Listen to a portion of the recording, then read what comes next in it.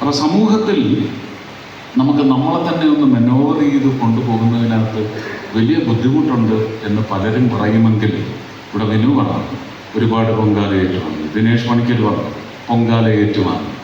ഞാൻ ഇപ്പോഴും ഈ പറയുന്ന വിഷയങ്ങളൊക്കെ ഉണ്ടായി കേസുകളൊക്കെ വന്നപ്പോഴും മോഹൻലാൽ എന്ന് പറയുന്ന മനുഷ്യൻ വിളിക്കും, സുരേഷ് ഞാൻ എന്താ ചെയ്യേണ്ടത്?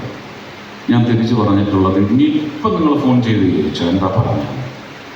ഒന്നും ചെയ്യേണ്ടതില്ല, നിങ്ങൾ നിങ്ങളെ തന്നെ സംരക്ഷിച്ചു കൊള്ളുക.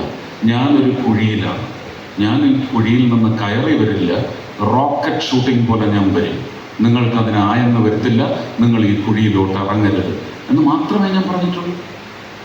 എൻ്റെ ഈ 2019 വന്ന താരങ്ങളോടടക്കം വന്നേക്കരുതെന്നേ പറഞ്ഞിട്ടുള്ളൂ. ഇപ്പോൾ പലരും കുറ്റം പറയുന്നുണ്ട്, അമ്മയിൽ പോയി എന്തൊരു സ്നേഹം, ഇവരൊക്കെ എവിടെ പോയിരുന്നു ഇലക്ഷൻ പ്രചരണ കാലത്ത്? ഞാനാണ് വിലക്കിയത്. വന്ന് അവരൊക്കെ ഈ പൊങ്കാല ഏറ്റുവാങ്ങാൻ വേണ്ടി അവരൊരു പാപവും ചെയ്യുന്നില്ല.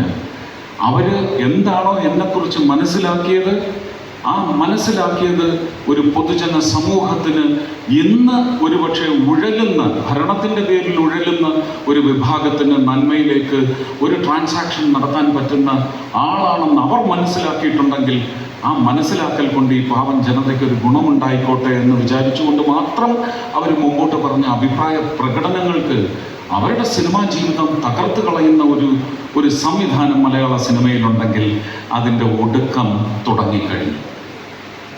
അത് ഒടുക്കിയിരിക്കുന്നു. ജീവത്യാഗം ചെയ്യേണ്ടി വന്നാലും ശരി തന്നെ അത് ഒടുക്കിയിരിക്കുന്നു. അത് ജന്മസമരമാണ്. അതെന്തിൻ്റെ അടിസ്ഥാനത്തിലായി? ഇതൊന്നും ഒരു മന്ത്രിയായിട്ട് ഞാൻ സംസാരിക്കുന്നത്